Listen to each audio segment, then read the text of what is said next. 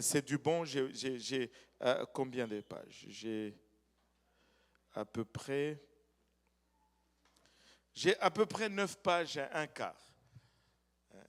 Qui croit qu'on va passer à travers le 9 pages et un quart aujourd'hui? Très peu de...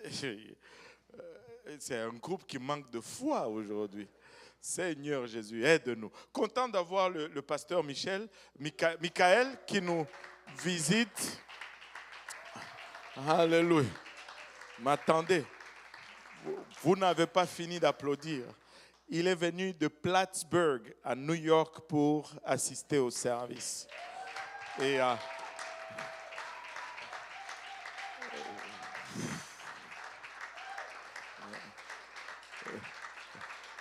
wow. Et il est arrivé avant tout le monde. Il est arrivé avant ceux qui habitent ici. Il est originalement du Cameroun. Ça fait 3 mois qu'il nous cherche, il essaie de rentrer en contact avec nous. Aujourd'hui, ça a été rendu possible. Et je crois que Dieu a un plan. Alléluia. Et des fois, c'est quelque chose quand le Seigneur commence à faire certaines choses. Enfin, ça fait beaucoup de choses dans la même phrase. Mais je vais m'expliquer.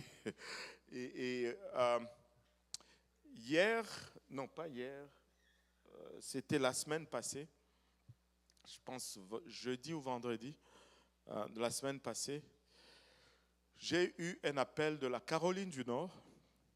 C'était un pasteur haïtien qui nous a aussi trouvés en ligne et qui cherchait à connecter avec des francophones. On a commencé à parler et on a sympathisé. Et je me suis dit, bon, Caroline du Nord, c'est quand même loin. Et on va avoir l'opportunité de se rencontrer. Et puis, qui sait ce que Dieu va faire? Il m'a envoyé beaucoup de ces informations. Il est vraiment intéressé à ce qu'on travaille ensemble. Et je lui ai dit, le Seigneur va faire qu'on se rencontre.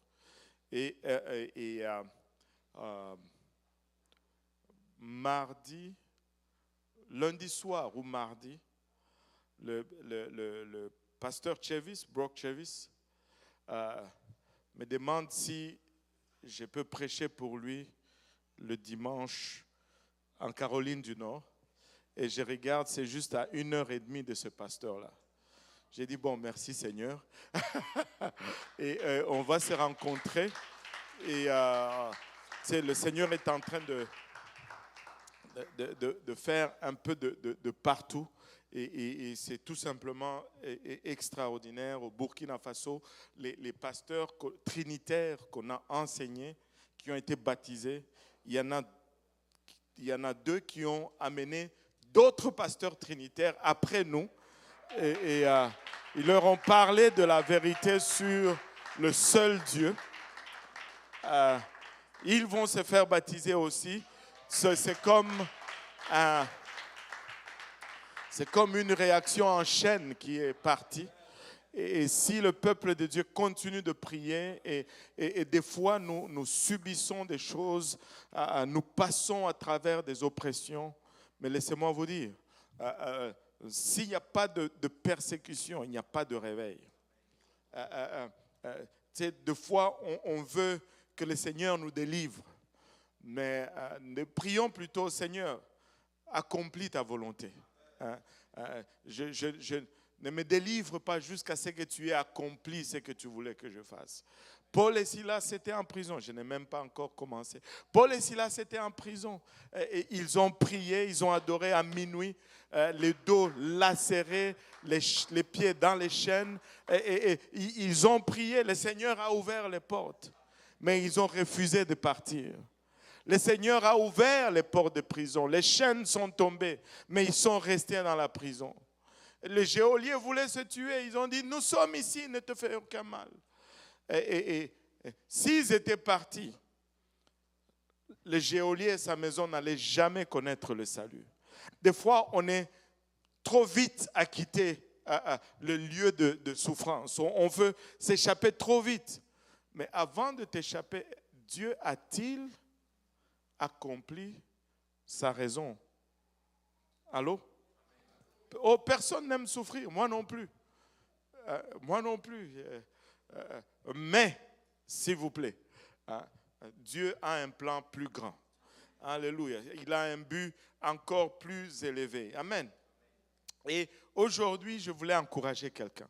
Amen. Regarde ton voisin, dis-lui, Dieu veut t'encourager aujourd'hui. Tu es venu à la bonne place. Il veut t'encourager. Amen. Alléluia. Et le titre de mon enseignement aujourd'hui, c'est tout simplement « Le Messie revient ». Le Messie revient. Et le Messie revient. Tu es peut-être découragé, mais le Messie revient. Tu es peut-être à une place où tu es abattu, fatigué, tu en as marre. Laisse-moi te dire, le Messie revient.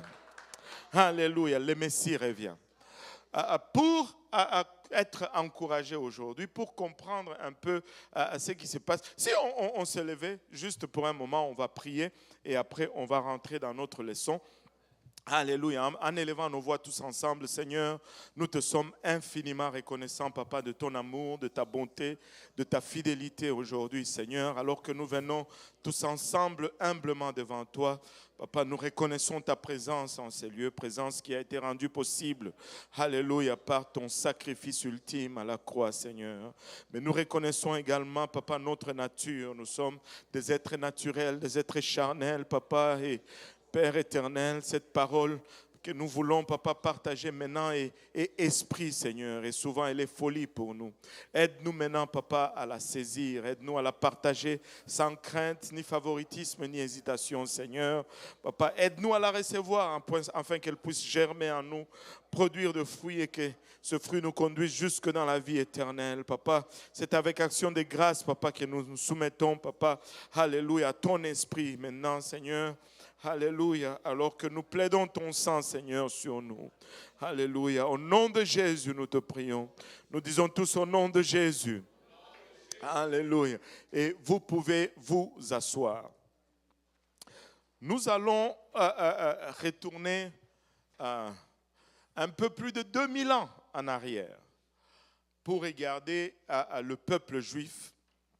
Alléluia, qui était pour des générations. Si nous regardons ces peuples, depuis la naissance de la nation d'Israël, si nous regardons vraiment l'origine de la promesse du Messie, c'était dans le jardin d'Éden. Et si vous voulez ces détails, explorons la parole de Dieu. Amen. Alléluia.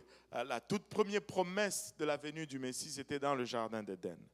Alors que Dieu maudit le serpent, il parle de la sémence de la femme. C'était la première promesse de la venue du Messie. Maintenant, si on regarde à travers le temps, le peuple juif s'est formé, Abraham est devenu une famille, et Israël est devenu un peuple, Jacob est devenu Israël, Israël est devenu un peuple, et ce peuple est devenu une nation. Et pour des générations, vous allez voir, si vous étudiez le peuple juif, qu'il va toujours y avoir un reste de ce peuple qui attendent chaque jour l'arrivée ou la venue du Messie. Ils sont caractérisés par cela. Tu vas toujours voir un groupe qui est toujours en attente du retour, plutôt, ou de la venue du Messie. Et ils avaient littéralement vécu leur vie quotidienne s'attendant à ce que le Messie apparaisse dans un moment donné, les cherchant. Mais jusque-là, pour eux, cette promesse ne s'est pas encore matérialisée, ça ne s'est pas produit. Des générations sont nées, des générations sont mortes. Mais la promesse, pour eux, n'a pas vu jour. Et pendant toute cette période, des milliers de Juifs ont abandonné le centre même de leur foi parce que leur attente n'a pas vu la matérialisation de la promesse. Plusieurs ont abandonné leur foi. Après tout, ils ont vécu beaucoup de choses. Ils ont connu la captivité en Égypte, un moment à clé de leur histoire. Ils ont été captifs non seulement en Égypte, mais aussi en Assyrie, en Babylone, en Médo-Perse. Ils ont connu de nombreuses guerres civiles et la destruction de leur bien-aimé temple construit par Salomon. Même le temple a été détruit. Mais la promesse de la venue du Messie ne s'est pas matérialisée.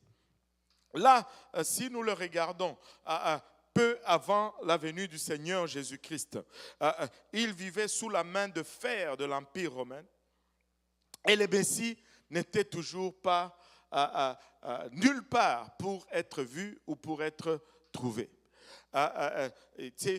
Même durant cette règne romaine, cette dictature romaine, plusieurs mouvements rebelles ont été inspirés par la promesse de la venue du Messie. Mais ils n'ont rien vu. Ils n'ont rien vu, ils n'ont même pas aperçu un semblant de la venue du Messie. Maintenant, laissez-moi vous poser une question. Vous n'avez pas besoin de lever votre main.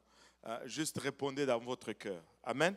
Alléluia. Avez-vous déjà connu une période de votre vie où Dieu était tellement silencieux que vous vous êtes même posé la question, mais pourquoi est-ce que je fais tout ceci?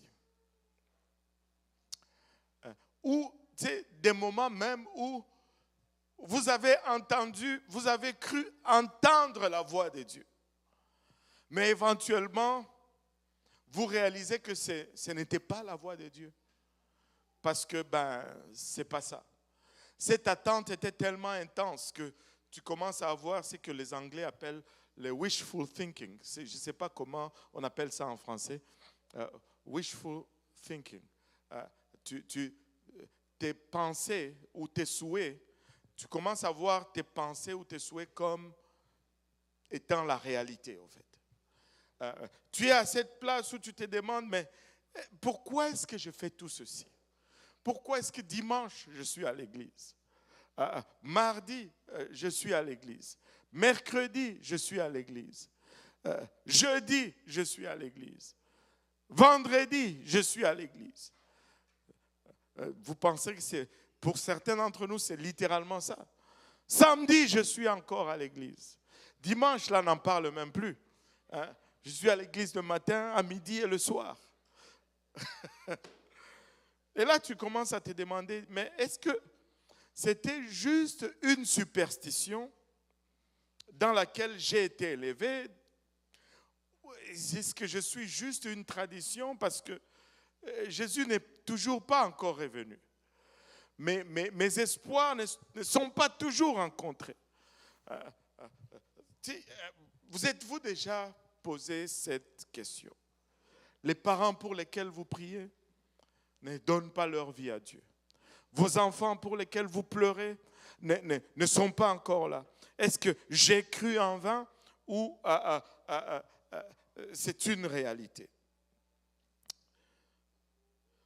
Regardons un peu un couple dans ce temps-là où les Romains avaient une main de fer sur Israël. Dans Luc chapitre 1, à partir du 5e verset, il y avait un couple qui vivait dans cette réalité-là. Ils ont été dans l'attente de ce Messie, mais ils ne l'ont pas vu comme tout le monde.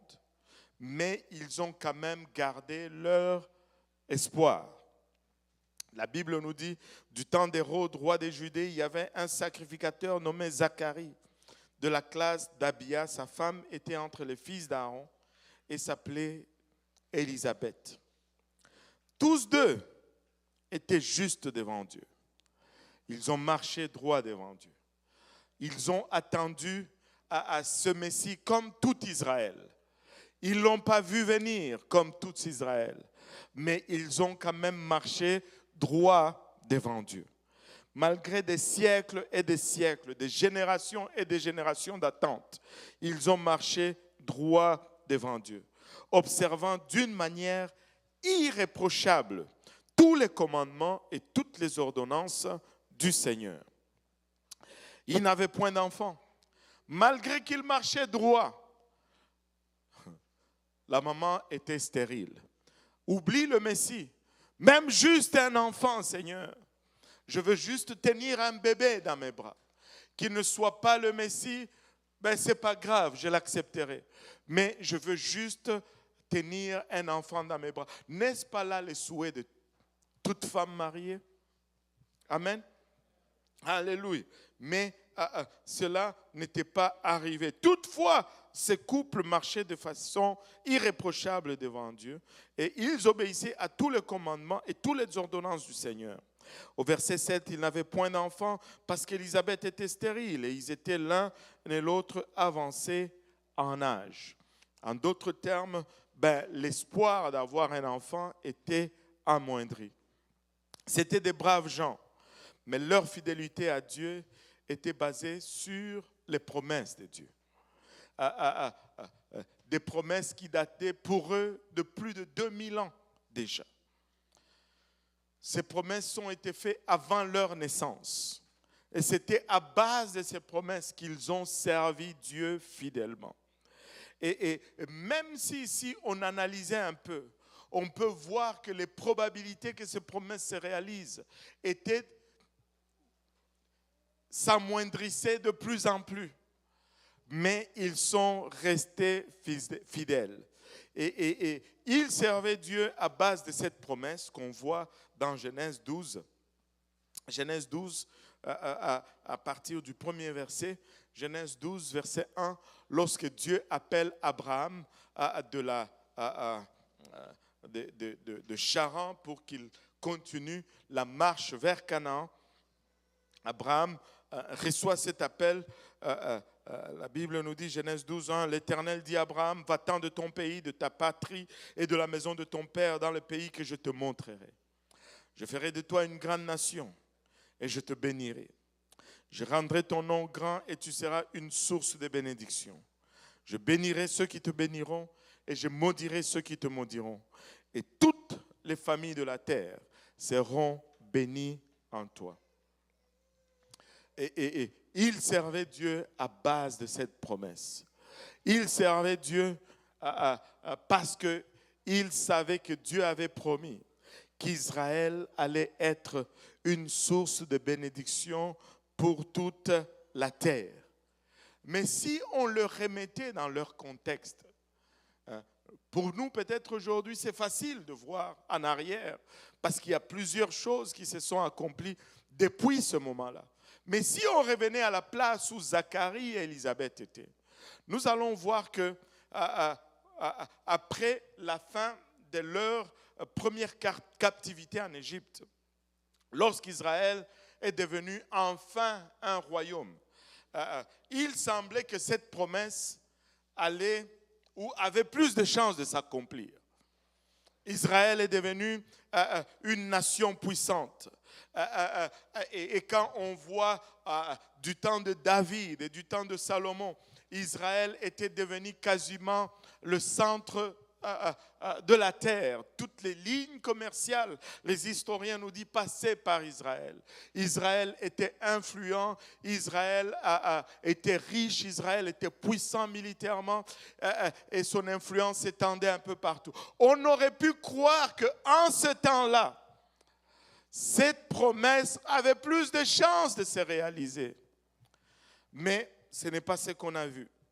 Après que le royaume se soit fracturé par des guerres civiles internes et qu'il soit retourné encore dans la captivité à Babylone et en Assyrie, c'est comme si les probabilités que cette promesse s'accomplisse se sont évaporées.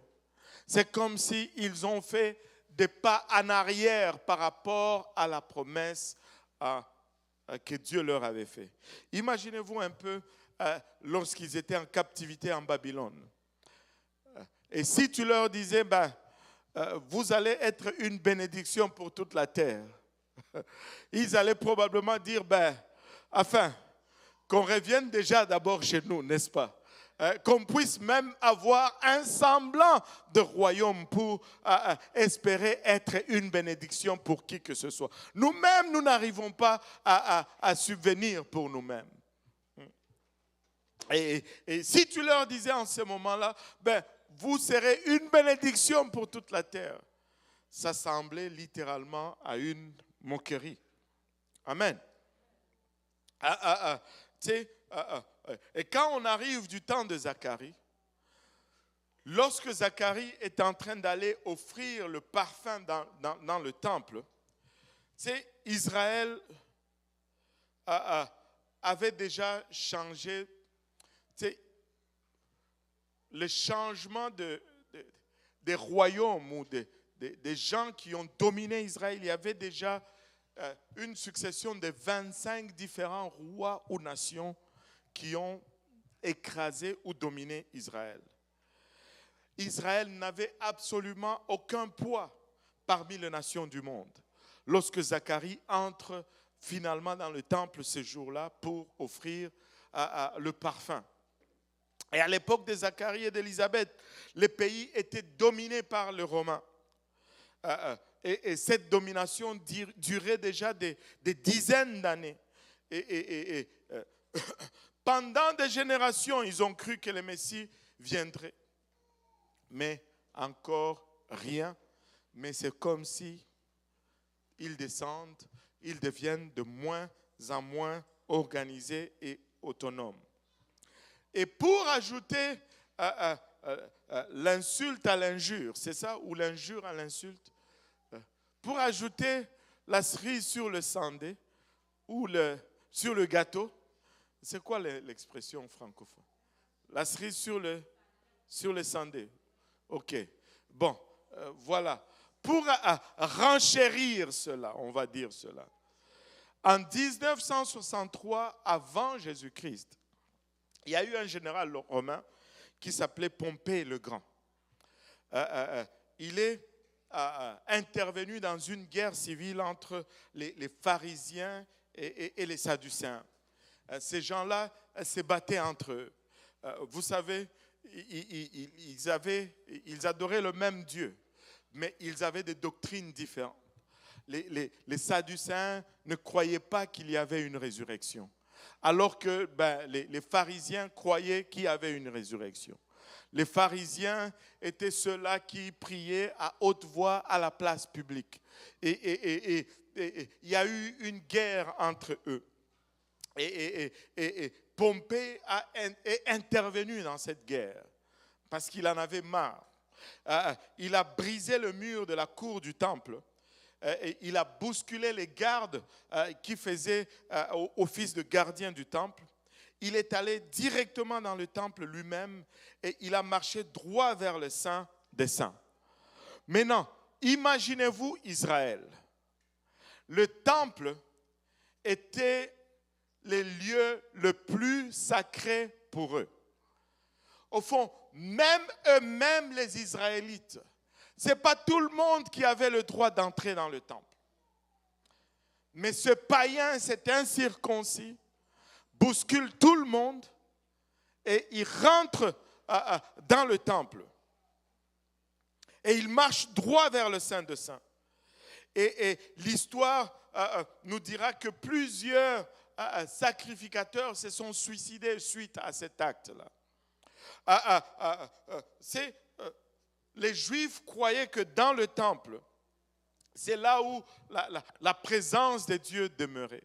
La gloire de Dieu s'est manifestée entre les deux anges. Nous en avons parlé lors de l'étude sur le tabernacle. La Shekinah, la présence de Dieu, s'est manifestée entre les deux chérubins, d'où il parlait à Moïse ou au sacrificateur. Alléluia. Et c'était l'endroit où seul le souverain sacrificateur pouvait entrer dans les lieux très saints.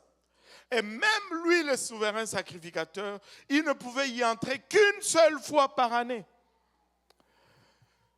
Tous les autres sacrificateurs, tous les autres sacrificateurs restaient dans la cour extérieure. Certains d'entre eux pouvaient rentrer dans les lieux saints. Mais seul le souverain sacrificateur pouvait entrer dans le Saint des Saints. Mais Pompée, ce jour-là, est entré dans le temple. Quel sacrilège! Quel sacrilège! Il est rentré dans les lieux où se trouvait l'arche de Dieu. Cette arche-là, vous souvenez-vous de l'arche de l'Alliance? L'arche que Uzi avait touchée par, on va dire, par zèle. Et lorsqu'il a touché l'arche, Dieu l'a frappé de mort tout de suite. Et c'est en présence de cette arche que cet incirconcis de Pompée veut maintenant entrer. Imaginez-vous ce que tous les autres sacrificateurs devaient s'attendre qui devait arriver. Amen. Là, ils sont dans l'attente. Tu sais, la plupart des Juifs ne savaient même pas à quoi ressemblait l'intérieur de la tente d'assignation. Ils n'avaient jamais vu cela. Parce que seuls les sacrificateurs pouvaient entrer.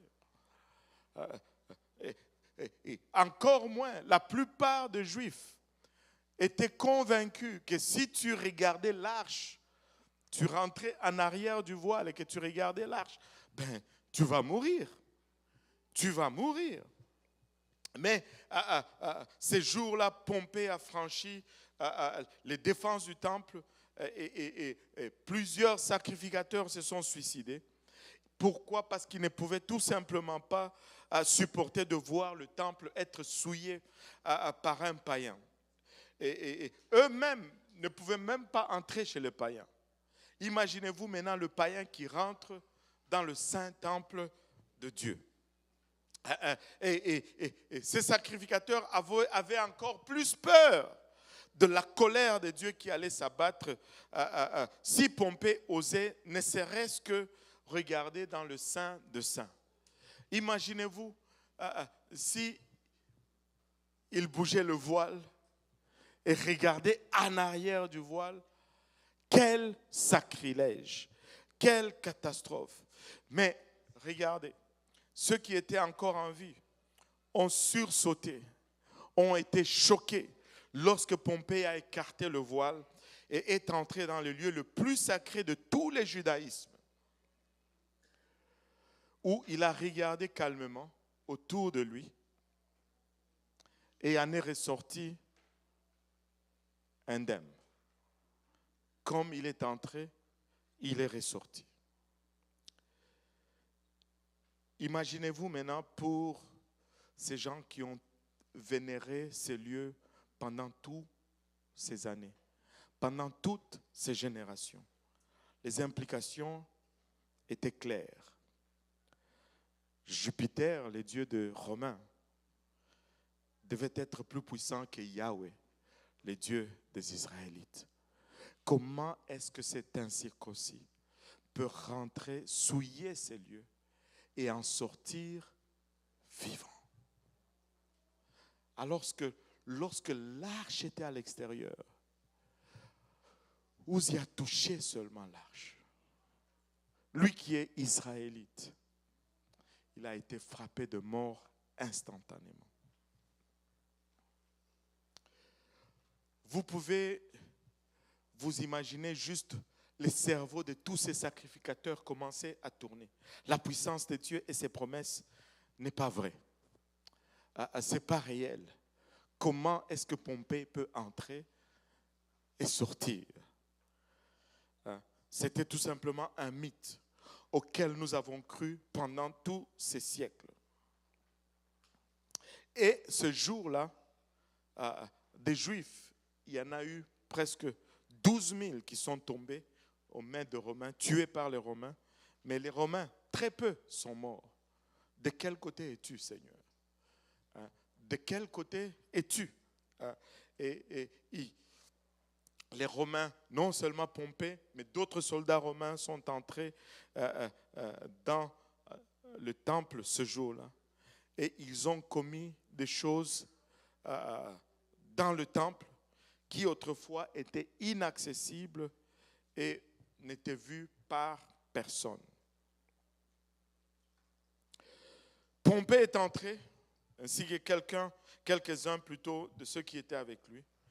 Et tout ce qui était interdit, même des visions aux autres hommes, lui l'a vu.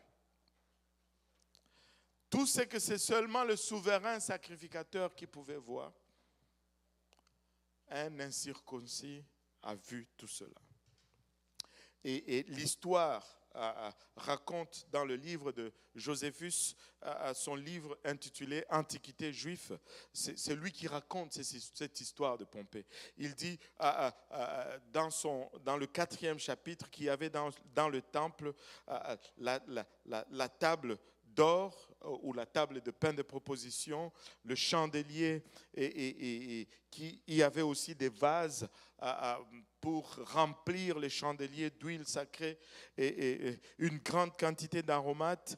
Et parmi les trésors, il y avait 2000 talents d'argent sacré, mais Pompée n'a pas touché. C'est écrit dans le 4e chapitre du 14e livre de Joséphus. Pompée n'a pas touché à toutes ces choses parce qu'il avait un égard pour la religion, il avait un respect pour la religion. Il n'a pas touché à aucune de ces choses. Et il a même ordonné par la suite que les sacrificateurs rentrent et qu'ils recommencent à offrir des sacrifices comme Dieu les demande dans sa parole. Mais le mal était déjà fait. Comment est-ce qu'un incirconcis peut rentrer là? Dans cet endroit où si le souverain sacrificateur entrait et qu'il n'était pas, qu'il n'avait pas accompli les préparatifs de la bonne façon, bang, il mourait dans la présence de Dieu. Mais ces Romains rentrent, il en sort indemne. Et la nouvelle s'est répandue très rapidement dans tout Israël. Et des milliers de Juifs ont fini par abandonner totalement leur foi. Ils sont devenus juste des Juifs séculiers. Et cet événement avait profondément secoué Israël. Et le père de Zacharie était sans aucun doute un des sacrificateurs à cette époque-là. Parce que c'était de père en fils. Amen. Son père, 60 ans plus tôt, était probablement un des sacrificateurs qui servait dans le temple le jour même de la profanation par Pompée. Et Zacharie se souviendrait toujours de la nuit où il est rentré chez lui en pleurant et en déchirant ses vêtements parce que le temple a été profané. Et tout ce en quoi il croyait avait apparemment été démenti par juste ce fait qu'un général païen avait tout ignoré et qu'il est entré dans les lieux sacrés et que Dieu n'avait rien fait. Dieu n'a absolument rien fait. Et pourtant, malgré toute cette histoire, le jeune Zacharie a grandi et est devenu un sacrificateur juif comme son père avant lui. Malgré, alléluia, cette apparence ou cette situation, Zacharie est devenu un sacrificateur comme son père et il a observé les lois de l'Éternel dans toute sa rigueur. Malgré cela, il a servi Dieu toute sa vie et est arrivé à la fin de sa vie en croyant encore aux promesses et à la puissance de Dieu qui, pour beaucoup d'autres, n'était plus tout simplement réel. Il a continué à croire dans les promesses de Dieu. Alléluia. D'autres vivaient leur vie comme si leur existence quotidienne, c'est tout ce qui comptait et que tout ce qui comptait dans leur vie, c'est ce qu'ils avaient aujourd'hui ou ce qu'ils possédaient aujourd'hui. Mais Zacharie vivait toujours comme s'il y avait quelque chose de plus à venir malgré l'apparence de ce non-réponse du ciel. Ils continuaient à vivre chaque jour comme si le Messie pouvait soudainement apparaître. Et des centaines de sacrificateurs juifs ont abandonné le service de Dieu, devenu un simple rituel religieux pour eux. Et des milliers de juifs de sa génération se sont détournés de l'adoration et du service du temple. Ils avaient décidé que leur vie séculière était plus réelle pour eux. Parce que ce en quoi ils ont mis l'espérance, ils l'ont vu être défait. Et ils avaient commencé à en croire dans des films. Des fois, tu te demandes, mais comment est-ce qu'un peuple qui a eu autant d'événements et autant de promesses puisse arriver à être là où ils sont tellement incrédules? Mais c'est parce qu'ils ont vécu ce genre de choses où ils ont attendu, mais ils n'ont pas vu la promesse se matérialiser. Ils ont adopté les philosophies grecques et romaines et ils se sont attachés à ces choses plus qu'aux Écritures. Mais Zacharie, alléluia, est resté fidèle. Pas Zacharie. Peut-être que la promesse de Dieu tarde dans ta vie, mais j'espère que tu vas être comme Zacharie. Peut-être que ce que Dieu t'a promis, tu es en train même de voir peut-être le contraire se réaliser dans ta vie. Regarde à Zacharie et sois inspiré par Zacharie. D'autres disaient c'est fini, c'est de la fiction, mais pas Zacharie. D'autres disaient que c'était un mythe auquel nos ancêtres ont tout simplement cru, mais pas Zacharie. D'autres disaient, alléluia, le Messie ne viendra plus, mais pas Zacharie. Zacharie a continué à offrir fidèlement. Il était exposé aux mêmes défis, il était exposé aux mêmes situations, mais il a choisi de continuer à croire dans la promesse. Maintenant, les fonctions sacerdotales au temple,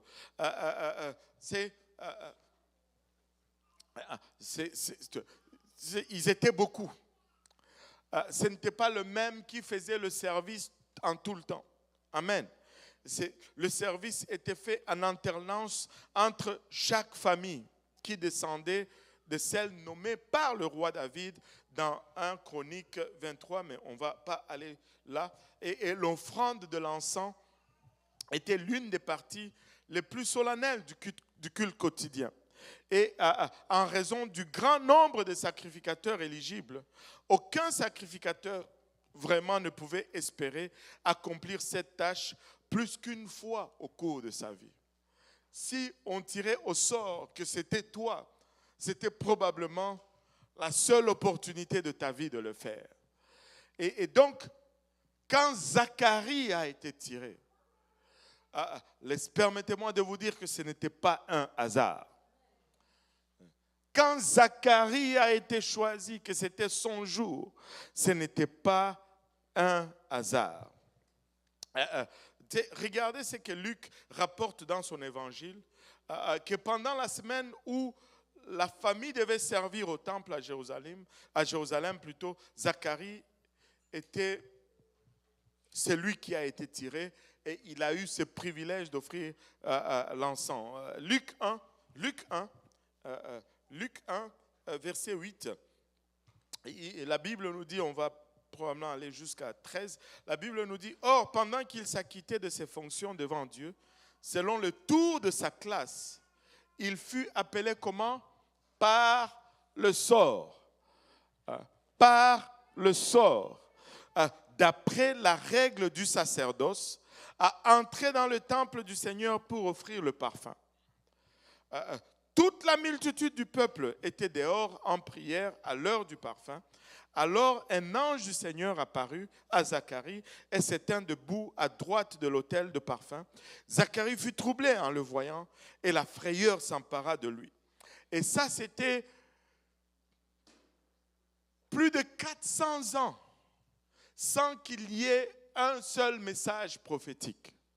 Plus de 400 ans sans qu'un seul prophète ne se lève et dise « Ainsi parle l'Éternel ». plus de 400 ans sans qu'il y ait quelqu'un qui se lève et qui se dise, un ange de l'Éternel m'est apparu et il a dit si, ça. 400 ans de silence. Et là, l'ange apparaît à Zacharie. Il était troublé en le voyant et la frayeur s'empara de lui. Mais l'ange lui dit, ne crains point, Zacharie, car ta prière a été exaucée. Zacharie priait encore. Malgré les circonstances, Zacharie priait encore. Malgré cette apparence, alléluia, qui semblait indiquer que le Dieu d'Israël ne répondait pas, Zacharie priait encore. Oh, j'ose espérer qu'il y a des Zacharie qui prient encore malgré l'apparence des situations autour de nous aujourd'hui. Malgré, alléluia, ce qui paraît dans ta famille, j'espère que tu pries encore. Malgré les circonstances de nos sociétés actuelles, j'ose croire que tu pries encore. Mais l'ange lui dit, ne crains point Zacharie, car ta prière a été exaucée. Ta femme Élisabeth t'enfantera un fils et tu lui donneras le nom de Jean.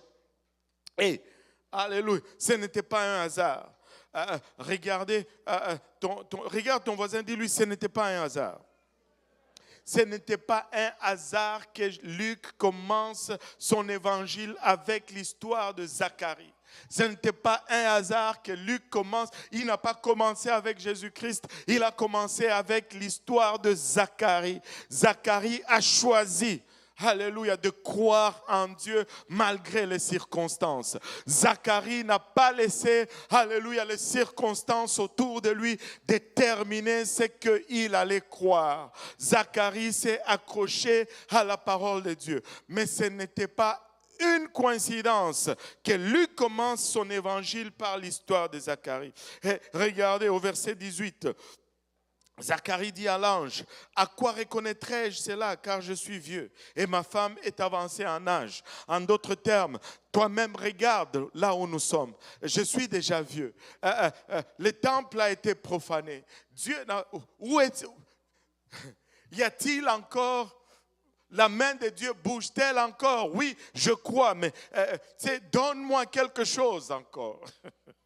L'ange lui répondit, je suis Gabriel, je me tiens devant Dieu. J'ai été envoyé pour te parler et pour t'annoncer cette bonne nouvelle. Et voici, tu seras muet et tu ne pourras parler jusqu'au jour où ces choses arriveront parce que tu n'as pas cru à mes paroles qui s'accompliront à leur temps.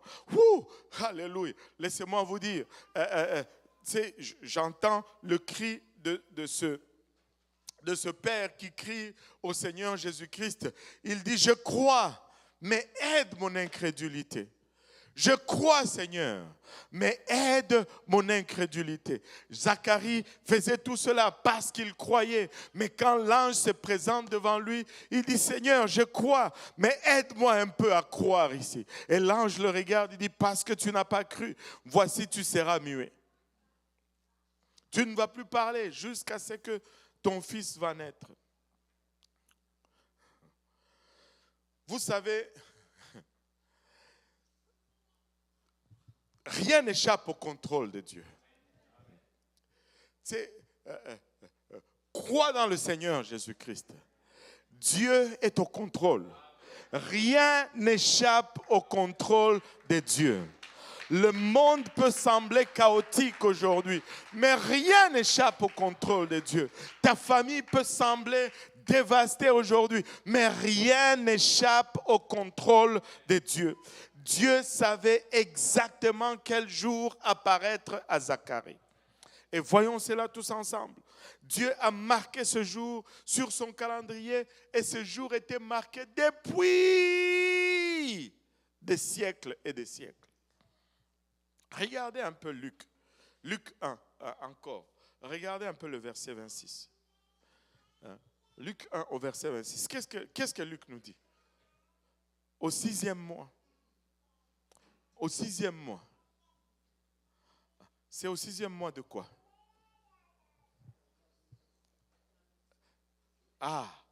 Au 6e mois de la grossesse d'Élisabeth. Au 6e mois de la grossesse d'Élisabeth. l'ange Gabriel fut envoyé, alléluia, au 6e mois de la grossesse miraculeuse d'Élisabeth. Alléluia. Zacharie et Élisabeth ont eu l'occasion de jouer le premier rôle dans le grand drame de la rédemption. Écoutez, le jour de la conception du Seigneur Jésus-Christ était marqué déjà dans le calendrier de Dieu avant la fondation du monde. Et quand Zacharie est entré dans ces jours-là dans le temple, c'était selon le plan de Dieu. Rien n'échappe au contrôle de Dieu.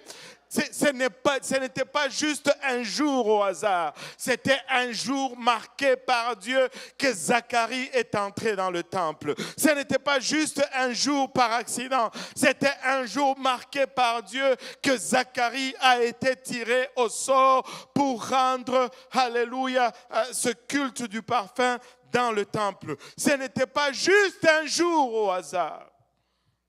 Alléluia, alléluia. Laisse-moi te dire ceci. Quand Zacharie est entré dans le temple, le message était clair. Le Messie arrive. Le Messie est en route. Laisse-moi te dire, le Messie est en route. Le Messie est en route. Le Messie est en route. Alléluia. Le Messie est en route. Je peux vous dire, en dépit, alléluia, de tout ce que tu peux vivre aujourd'hui, le Messie est en route. Alléluia. En dépit de toutes les prières que tu as faites, qui semblent ne pas avoir de réponse, le Messie est en route.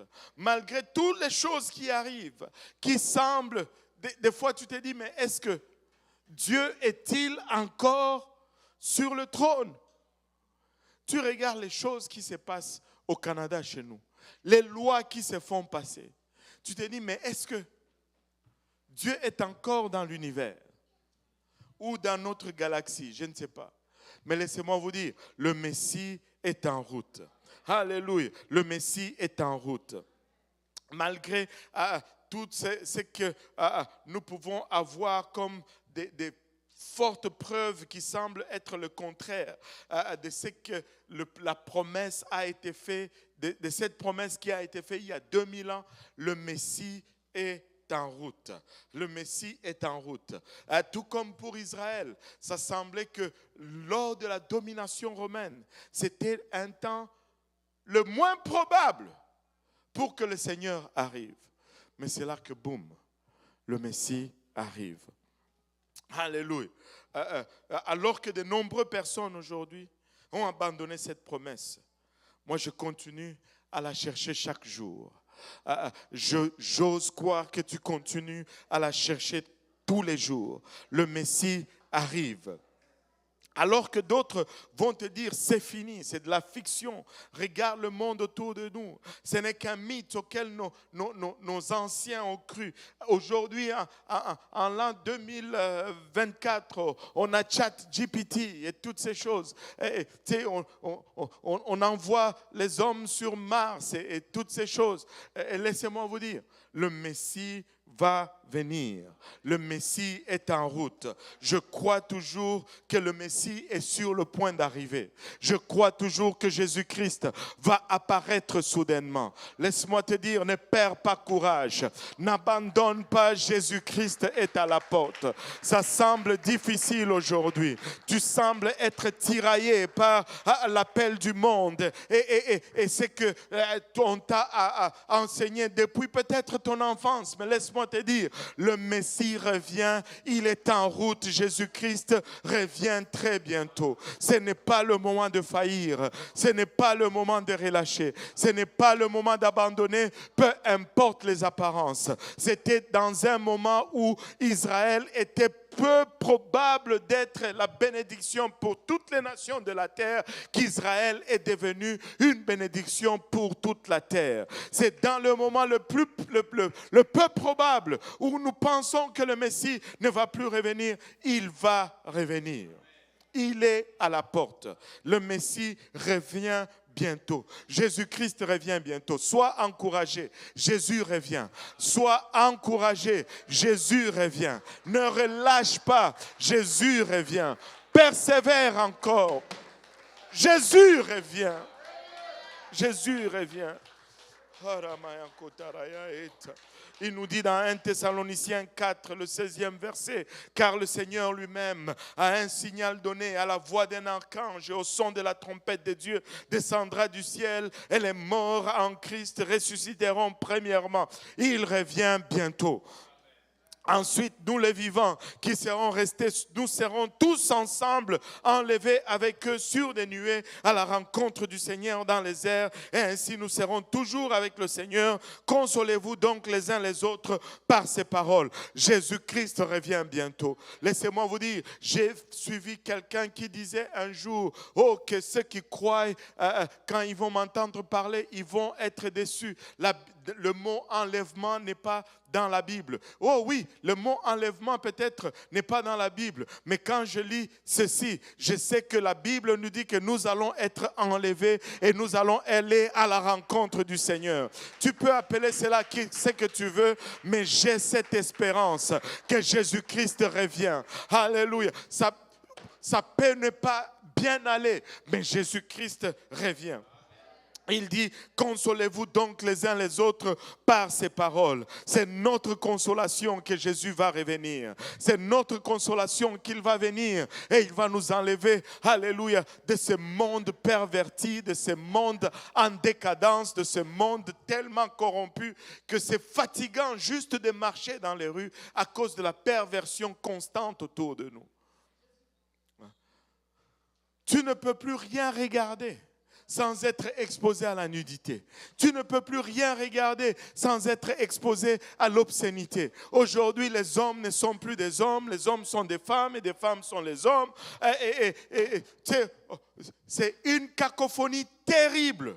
Mais aussi loin que nous sommes de ce que peut être une société selon la parole de Dieu, aussi nous sommes proches, autant nous sommes proches de sa venue. Il revient bientôt, c'est le moment de se mettre en ordre et de ne pas se décourager. Oh, que Israël pouvait être découragé, oh, qu'Israël pouvait être abattu, mais relève ta tête à l'exemple de Zacharie parce que le Seigneur revient bientôt. Il revient bientôt. 1 Corinthiens 15. Alléluia. Ne te décourage pas, mon frère. Ne te décourage pas, ma sœur. Le Seigneur revient bientôt. La persécution fuse de toutes parts, mais le Seigneur est à la porte. 1 Corinthiens 15, 51, voici ce qu'il nous dit. Voici, je vous dis, un mystère. Nous ne mourrons pas tous, mais tous nous serons changés. En un instant, en un clin d'œil, à la dernière trompette. La trompette sonnera et les morts ressusciteront incorruptibles et nous serons changés, car il faut que ce corps corruptible revête l'incorruptibilité et que ce corps mortel revête l'immortalité. Lorsque ce corps corruptible aura revêtu l'incorruptibilité et que ce corps mortel aura revêtu l'immortalité, alors s'accomplira la parole qui est écrite. La mort a été engloutie dans la victoire. Ô mort, où est ta victoire? Ô mort, où est ton aiguillon? L'aiguillon de la mort, c'est le péché. La puissance du péché, c'est la loi. Mais grâce soit rendue à Dieu qui nous donne la victoire par notre Seigneur Jésus-Christ. Ainsi, mes frères bien-aimés, soyez fermes, soyez inébranlables, travaillant de mieux en mieux à l'œuvre du Seigneur, sachant que votre travail ne sera pas en vain dans le Seigneur. Votre travail ne sera pas vain. Vous n'allez pas souffrir en vain. Vous n'allez pas investir en vain. Vous n'allez pas être persécuté en vain. Parce qu'en ce jour-là, cette trompette va sonner. En ce jour-là, en un clin d'œil, nous allons être transformés. En ce jour-là, nous allons être tous enlevés et nous allons aller en sa rencontre. Le Messie revient bientôt. Le Seigneur revient. Le Seigneur revient. Oh, le Seigneur revient. Alléluia. Ne te laisse pas abattre par ton environnement. Le Seigneur revient. Ne te laisse pas consumer par cette apparence de manque de jugement. Le Seigneur revient. Il y a une raison pourquoi les choses sont telles qu'elles sont aujourd'hui. Le Seigneur revient. Regardez avec moi Apocalypse 21. Apocalypse 21, le premier verset nous dit: puis je vis un nouveau ciel et une nouvelle terre, car le premier ciel et la première terre avaient disparu et la mer n'était plus. Et je vis descendre du ciel d'auprès de Dieu la ville sainte, la nouvelle Jérusalem préparée comme une épouse qui s'est parée pour son époux. Et j'ai entendu du trône une forte voix qui disait: voici le tabernacle de Dieu avec les hommes, il habitera avec eux et ils seront son peuple et Dieu lui-même sera avec eux. Il essuiera toute larme de leurs yeux et la mort ne sera plus et il n'y aura plus ni deuil, ni cri, ni douleur, car les premières choses ont disparu. Les premières choses ont disparu. Et celui qui était assis sur le trône dit: voici je fais toutes choses nouvelles. Et il dit: écris, car ces paroles sont certaines et véritables. Ces paroles ne sont pas des fables. Ces paroles sont certaines et véritables. Il va faire toutes choses nouvelles. Est-ce qu'il y en a qui aiment de nouvelles choses ici? Tout le monde aime de nouvelles chaussures, de nouvelles robes. Alléluia. Les femmes devaient dire amen, amen, amen. Alléluia. Triple amen. Alléluia. Alléluia. Mais laissez-moi vous dire, en ce jour-là, toute chose deviendra nouvelle. Toute chose deviendra nouvelle. Les choses anciennes vont passer. Toute chose deviendra nouvelle. Jésus-Christ revient.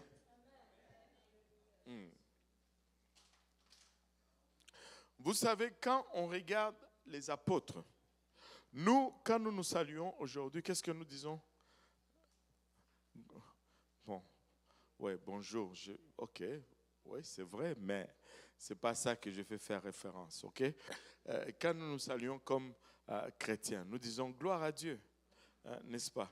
Nous disons gloire à Dieu, mon frère, gloire à Dieu, n'est-ce pas?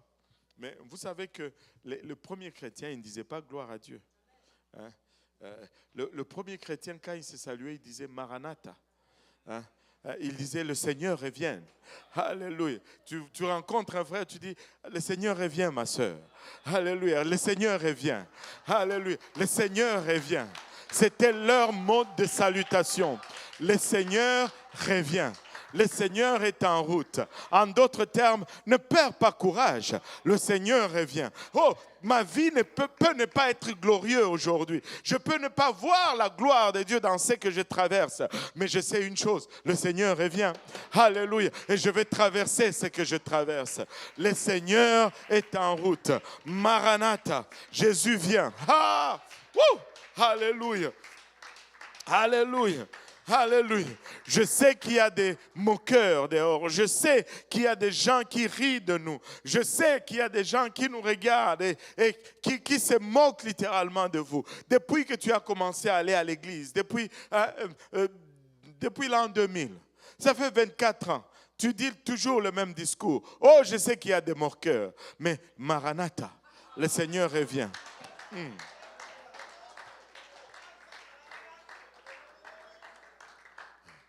Je ne veux pas laisser un moqueur ébranler ma foi. Je ne veux pas, oh Seigneur Jésus-Christ, je ne veux pas laisser celui qui met sa foi dans les choses temporaires ébranler ma foi que j'ai placée sur des choses éternelles.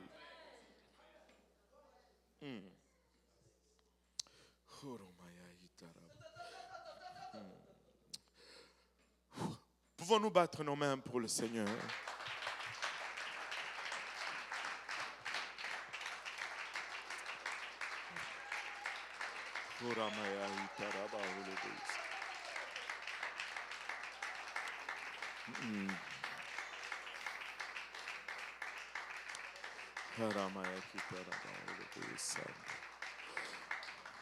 Je veux dire à quelqu'un, arrête de contempler le monde et ses plaisirs. Le Seigneur revient bientôt. Arrête de te distraire avec des choses fictives. Mais le Seigneur revient bientôt. Le Seigneur revient bientôt. Alléluia. Le Seigneur revient bientôt. Ta situation n'est peut-être pas idéale, mais le Seigneur revient bientôt. Oh Seigneur Jésus. C'était dans le moment le plus bas d'Israël qu'il est revenu pour la première fois. Alors ne te laisse pas induire en erreur, peut-être par cette semblant d'apparence de manque de puissance ou de gloire. Quand Pompée est sorti de cet lieu, c'était un désastre pour ce juif. Il ne pouvait pas faire 1 plus 1 ne donnait pas 2 là. Cet homme devait être mort. Cet incirconcis devait être mort. Qu'est devenue la gloire de Dieu?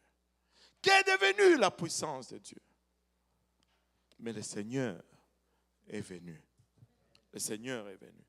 Regardez avec moi 2 Pierre 3, le 3e verset nous dit: enseignez par vos apôtres, sachant avant tout que dans les derniers jours, il viendra des moqueurs avec leur raillerie. Il y a des moqueurs et des railleurs aujourd'hui, marchant selon leur propre convoitise. Ne marche jamais selon tes propres plans. Alléluia. Et disant: où est la promesse de son avènement? Car depuis les pères sont morts, tout demeure comme dès le commencement de la création. Et même on peut renchérir que le monde semble prendre le dessus sur nous. Où sont ces promesses? Où est cette gloire? Où est cet éclat de sa grandeur? Regardez, le même chapitre, verset 8. Mais, que tout le monde dise mais. Mais il est une chose, bien-aimé, que vous ne devez pas ignorer. Malgré tout cela, n'ignorez pas ceci. C'est que devant le Seigneur, un jour est comme 1000 ans, et 1000 ans sont comme un jour. Le Seigneur ne tarde pas dans l'accomplissement de la promesse. Mais comme quelques-uns le croient, il ne tarde pas.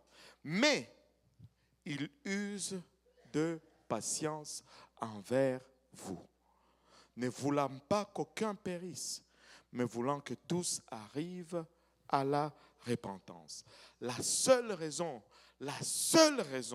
pour laquelle Dieu attend encore pour revenir, c'est sa miséricorde. S'il revenait aujourd'hui, là, peut-être certains d'entre nous, même ici au milieu de nous, n'allons pas y arriver. Oublie ceux qui sont même dans le monde. Peut-être juste même ici, là. Chaque dimanche, on est combien? À peu près 300, 320 dans le service, dans le sanctuaire. Mais là, ici, on est combien? 60, 80? Où sont les 200 autres personnes? Où sont-ils? Ils sont en train de préparer leur dîner. Vous ne mangez pas, vous qui venez le mercredi. Que le Seigneur ne revienne pas un mercredi. Beaucoup d'entre nous vont être absents. Allô? Allô? Ne soyez pas silencieux sur moi maintenant. Allô? Alléluia. Je ne suis pas en train de dire, oh bon, c'est parce que... Non. Je parle juste de ma consécration et de mon engagement.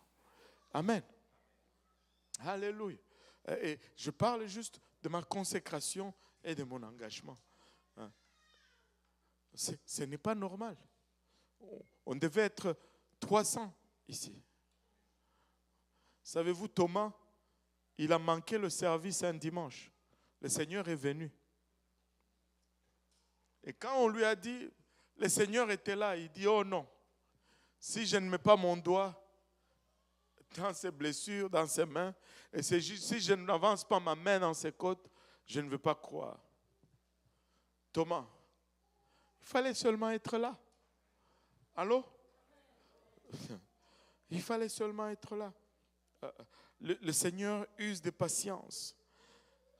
La seule raison pourquoi Dieu tarde, c'est parce qu'il use de patience envers nous. Il use de sa miséricorde. Mais soyez assurés d'une chose. Ce jour-là est marqué sur son calendrier depuis des siècles. L'enlèvement va se produire exactement au moment où il l'a planifié. Mais en ce jour-là, je dois être prêt.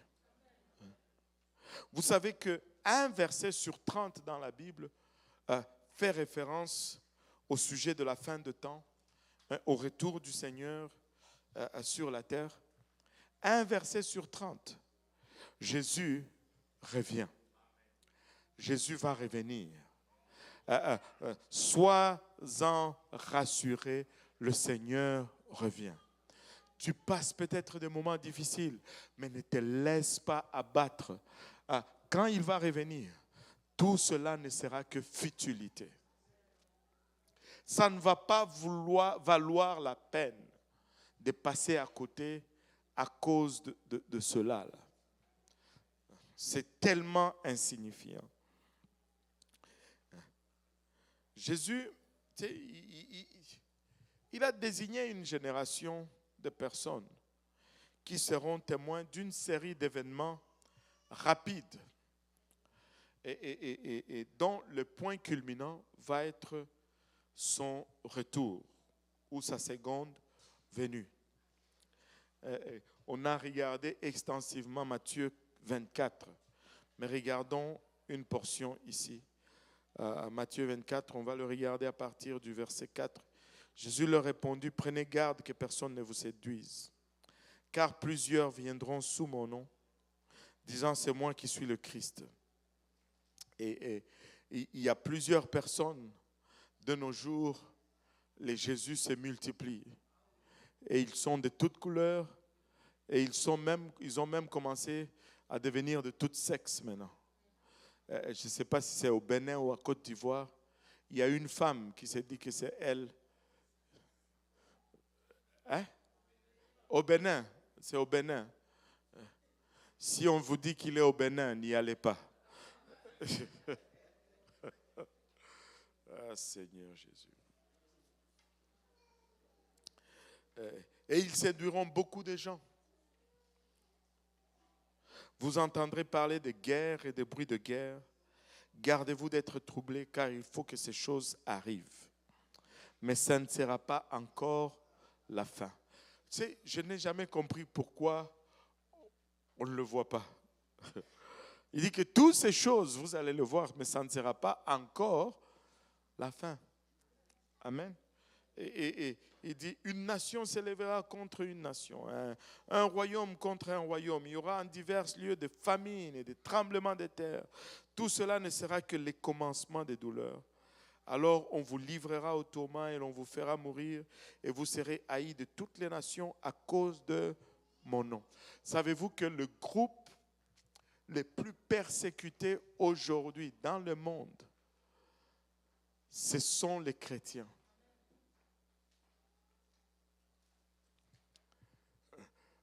Nous jouissons encore d'un semblant de paix ici au Canada, mais laissez-moi vous dire, très bientôt, nous n'allons plus avoir cette liberté. Déjà, une partie de la Bible est déclarée littérature haineuse. Tu ne peux plus prêcher contre l'homosexualité et dire que, enfin, ils disent que tu ne dois plus, mais nous allons prêcher. Alléluia. Et nous allons déclarer le plein conseil de Dieu. S'il faut devenir clandestin, nous allons être clandestins. L'homosexualité est un péché.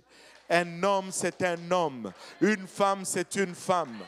Alléluia. Il n'y a pas 36 genres. Il n'y a que d'un genre. Dieu les créa, homme et femme. Il les créa mâle et femelle. Si tu n'es pas sûr, on va prier pour toi. Alléluia. Et tu vas obtenir délivrance. Amen. Vous savez qu'aujourd'hui, tu peux être mis en prison si tu pries pour quelqu'un qui... Vous savez, si les gens disent, je suis né comme ça. Si c'est ça vraiment le raisonnement, nous allons faire n'importe quoi. Nous allons faire n'importe quoi. Ce n'est pas parce que j'ai des tendances ou une faiblesse que cela veut dire que c'est normal et que je dois le faire. Allô?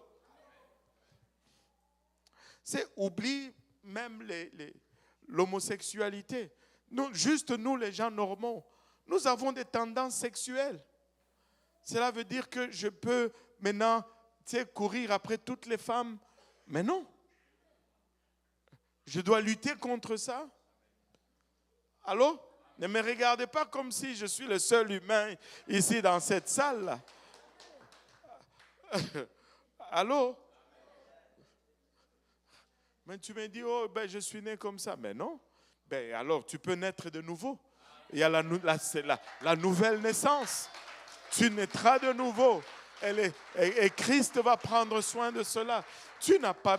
Tu sais, il y a des gens qui naissent handicapés et on va faire des opérations pour redresser leurs jambes. Tu sais, on ne va pas dire ils sont nés comme ça et puis on les laisse comme ça. Allô? Oh Seigneur Jésus. Ce n'était même pas dans mon message. Laissez-moi vous dire, le Seigneur revient bientôt. Alléluia.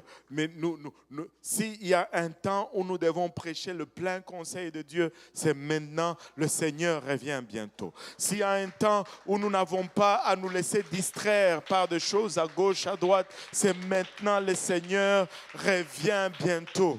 Alléluia. Et malheureusement, le verset 10 nous dit alors aussi plusieurs succomberont et ils se trahiront, se haïront les uns les autres. Et aujourd'hui, si tu te tiens pour la vérité, tu es haï même par d'autres chrétiens. Laissez-moi vous dire ceci, la vérité est plus importante que la tolérance.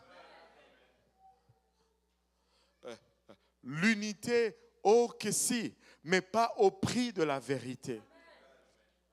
Allô? On ne va pas juste s'unir pour dire qu'on s'est unis. On s'est unis à quoi? Même en mathématiques, tu ne peux pas faire 2 chèvres plus 3 cochons. Ça fait combien? Ça fait 6 rien. C'est même pas 6, c'est 5. Ça fait 5 rien. C'est 2 chèvres plus 3 cochons, ça fait 2 chèvres plus 3 cochons. Parce que ce n'est pas les mêmes choses.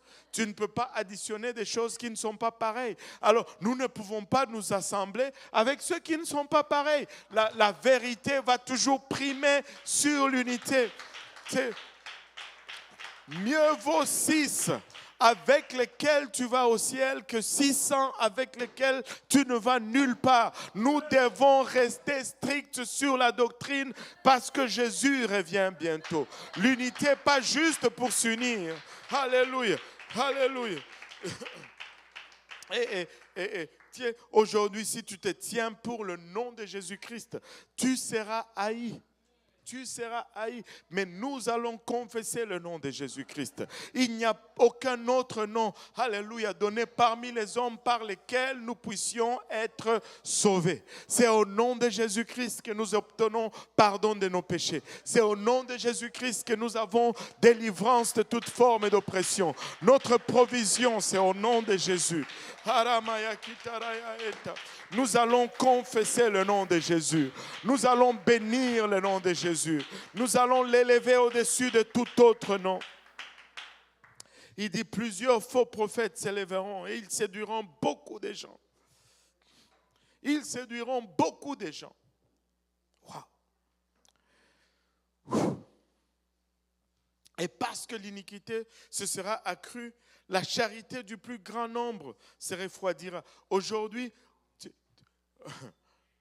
regarde, je vais t'expliquer ce que ça veut dire. Aujourd'hui, là, le mal est tellement répandu dans le monde que si quelqu'un vient à l'église aujourd'hui et il nous dit, j'ai des sérieux problèmes, je n'ai pas une place où aller dormir, avant de l'accueillir chez toi, tu y penses à 2 reprises, n'est-ce pas? Parce que notre charité commence à se refroidir. Moi, je me rappelle, on a été mis à l'épreuve très jeune. Je ne sais pas si, même tous mes enfants, je pense que j'avais seulement, Johan n'était même pas encore né. On était nouveau dans l'église. Il y a eu un monsieur qui est venu, il semblait désespéré. Et là, il n'avait pas de place où dormir. Il dit, j'ai besoin vraiment de juste une place pour dormir cette nuit. Ah! Là, tu regardes à gauche, à droite, personne. Bon, tu dis, on fait comment? Je regarde ma femme. Je lui dis, maman, on fait comment? Puis des fois, tu sais, il y a de ces phrases qui ne t'aident pas, qui ne fait qu'agrandir ton dilemme. Elle me dit, si tu le ressens de Dieu, amène-le à la maison. Hey. Je ne ressens rien. J'ai juste pitié de la personne. Comment savoir si c'est de Dieu ou pas là? En ce moment-là, rien. Hey Seigneur. Ok, bon. On dit, viens seulement. On est allé avec lui à la maison. Il a dormi, on lui a préparé une place dans le sous-sol. Je vous dis que c'est la nuit où j'ai le moins dormi de toutes les nuits. Au moindre bruit, parce que le monde est devenu méchant et l'amour de plusieurs se refroidisse. Parce qu'on commence à vivre plus avec un instinct de protection. Mais laisse-moi te dire ceci. Nous devons essayer d'aller au-delà de cela. Malgré cela, nous sommes appelés à exemplifier Christ. Est-ce qu'il y a des risques? Oh, qu'il y a des risques. Laisse-moi te dire ceci. Si tu ne prends pas de risques, tu ne peux pas rendre ministère. Au fond, si tu n'as pas souffert, tu ne peux pas rendre ministère. Pour rendre ministère, il faut souffrir. Le principe est clair dans la parole de Dieu. Nous ne voulons pas le voir, tout simplement. Le principe, c'est celui-ci. Pour qu'il puisse produire le salut, le corps de Christ a souffert. Amen. Mais le corps de Christ a tellement souffert, ça produit le salut pour nous. Mais nous n'avons pas souffert pour jouir de ce salut. Mais une fois qu'on a joui de ce salut, qu'est-ce que la parole de Dieu nous dit? Nous sommes maintenant le corps. C'est pourquoi il dit que nous allons prendre part à la communion de ses souffrances. Parce que nous sommes devenus le corps de Christ. Et pour produire le salut, le corps de Christ souffre. Je me suis assez écarté. Je vais revenir. Vous voyez, il est déjà 21h et je suis déjà à la 9e page. Où sont les douteux là? Où sont les gens de peu de foi? Dieu a fait malgré vous. Alléluia. Et vous savez, parce que l'iniquité se sera accrue, la charité de plus grand nombre se refroidira, mais c'est lui qui persévérera jusqu'à la fin sera sauvé. Alléluia. C'est peut-être dur maintenant, mais laisse-moi te dire, Jésus revient bientôt. C'est peut-être compliqué, Jésus revient bientôt. Alléluia. Les signes de temps sont comme les douleurs de l'enfantement. Il les compare littéralement aux douleurs de l'enfantement. J'ai assisté aux 4 accouchements de mes 4 enfants et je sais comment ça fonctionne. Et quand les contractions sont plus loin, séparés les uns des autres, le bébé est loin. Quand les contractions sont aussi séparées et ils sont moins forts, le bébé est loin. Mais quand les contractions deviennent plus fréquentes et plus intenses, quand ça descend en bas d'une minute, c'est le temps de pousser. Bébé est prêt à sortir. Laisse-moi te dire, ces choses, on les a entendues, ça fait longtemps, mais pas à la fréquence et à l'intensité qu'on le voit maintenant. Aujourd'hui, c'est fréquent et c'est intense et c'est sérieux. Parce que nous sommes proches, le bébé est pour sortir, le Seigneur va revenir bientôt. Le Seigneur revient bientôt. Regardez Romains 8, 22. Or, nous savons que jusqu'à ce jour, la création tout entière soupire et souffre les douleurs de l'enfantement. Et ce n'est pas elle seulement, mais nous aussi qui avons les prémices de l'Esprit. Nous aussi, nous souffrons. Nous aussi, nous soupirons en nous-mêmes en attendant l'adoption, la rédemption de notre corps. En ces jours-là, notre corps va être transformé. Il n'y aura plus de fatigue. Il n'y aura plus de souffrance, il n'y aura plus de pleurs. Alléluia. 1 Thessaloniciens 5, à partir du premier verset nous dit, pour ce qui est de temps et des moments, vous n'avez pas besoin, frères, qu'on vous en écrive, car vous savez bien vous-même que le jour du Seigneur viendra comme un voleur dans la nuit. Quand les hommes diront paix et sûreté, alors une ruine soudaine le surprendra comme les douleurs de l'enfantement surprennent la femme enceinte, et ils n'échapperont point. Mais vous, frères, vous n'êtes pas dans les ténèbres pour que ce jour vous surprenne comme un voleur. Vous êtes tous des enfants de la lumière et des enfants du jour. Nous ne sommes point de la nuit ni des ténèbres. Ne dormons donc point comme les autres, mais veillons et soyons sobres. Veillons et soyons sobres. Veillons et soyons sobres. Le Seigneur revient bientôt. Ne sombre pas dans la distraction. Le Seigneur revient bientôt. Ne sombre pas dans la confusion. Le Seigneur revient bientôt. Alléluia. Juste un dernier verset. Regardez un peu avec moi. Le Seigneur revient bientôt. Et il va remplacer tout ce qu'il y a. Ne mettez pas votre espoir dans ce monde. C'est bon d'être riche, mais il y a une seule raison pourquoi Dieu va nous enrichir. C'est pour avancer son royaume. Dieu ne nous enrichit pas pour que nous puissions, oui, nous allons en jouir, mais laissez-moi vous dire, c'est pour enrichir son royaume, c'est pour avancer son royaume. Si Dieu te bénit, c'est pour que son Église puisse être prospère et que son plan s'accomplisse. Mais si tu commences à ignorer cela, Dieu va fermer les robinets. Il va fermer les robinets, croyez-moi, il va fermer les robinets. Alléluia. Je me rappelle encore comme si c'était hier, c'était dans ce stationnement-là, vers par là. Il y avait un camion qui était acheté par une famille pour être utilisé comme camion de déménagement. Ils m'ont demandé d'aller prier dans ce camion.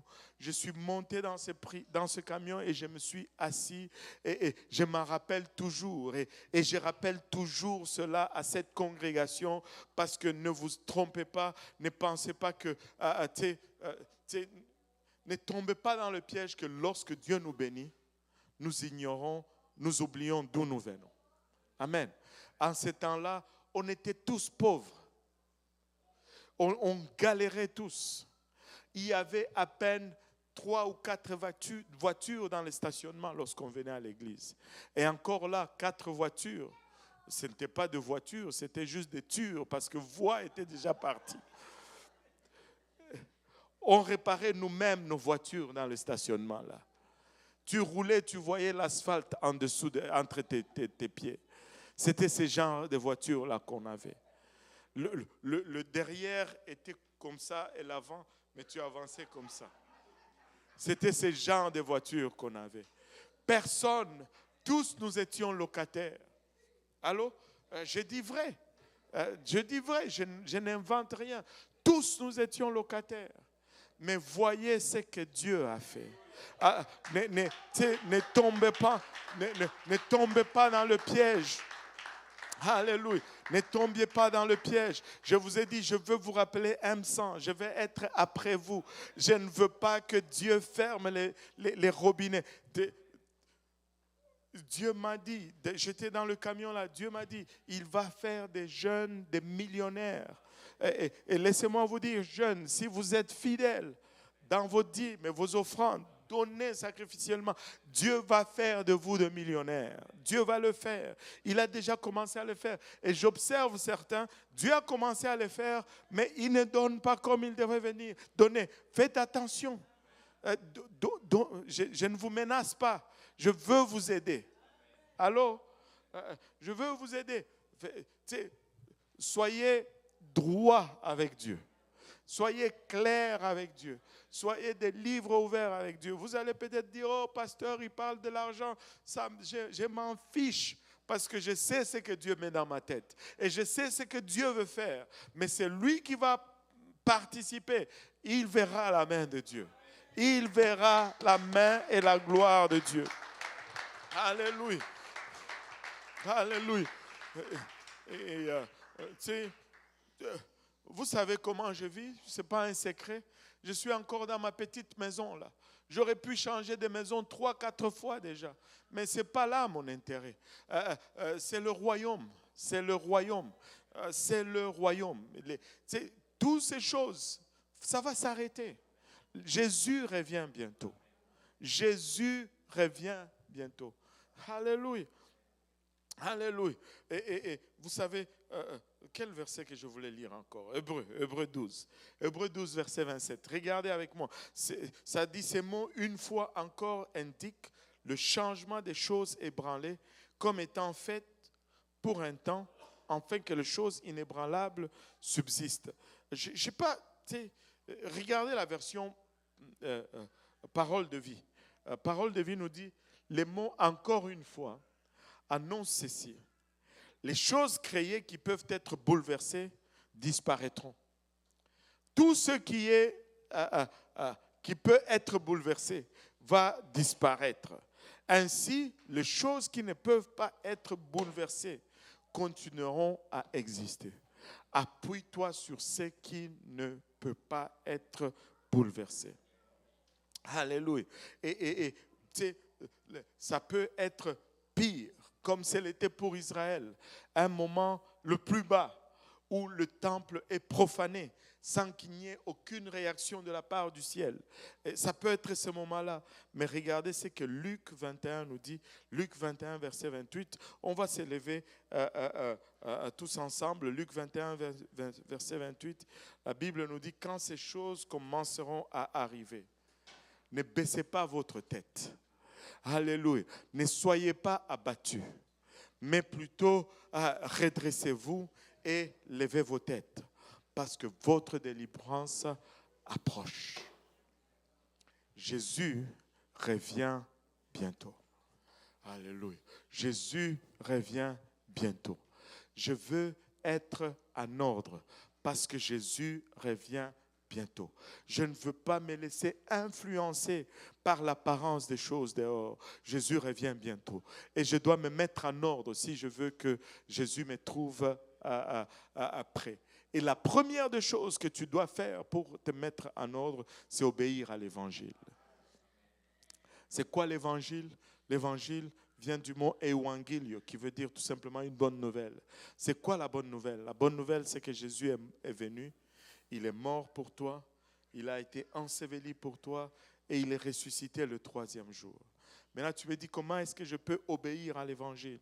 Tu obéis à l'évangile en appliquant la mort, l'ensevelissement et la résurrection de Jésus-Christ à ta vie. Comment tu le fais? C'est en te repentant. Acte 2:38 nous dit, repentez-vous et que chacun de vous soit baptisé au nom de Jésus-Christ pour le pardon de vos péchés et vous recevrez le don du Saint-Esprit. Il est mort pour toi, tu dois te repentir pour lui. Ta repentance, c'est ton identification à sa mort. Je dois me repentir. La repentance, ce n'est pas juste une reconnaissance de mon état de pécheur, mais c'est aussi une prise de décision. Je marchais dans une direction, je péchais, je volais, je trichais, mais je réalise que je marche dans la mauvaise direction, je demande pardon à Dieu, mais je ne reste pas là.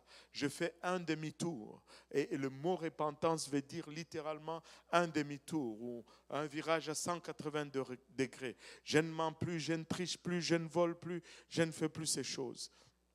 Et je dois me repentir et nous devons tous nous repentir.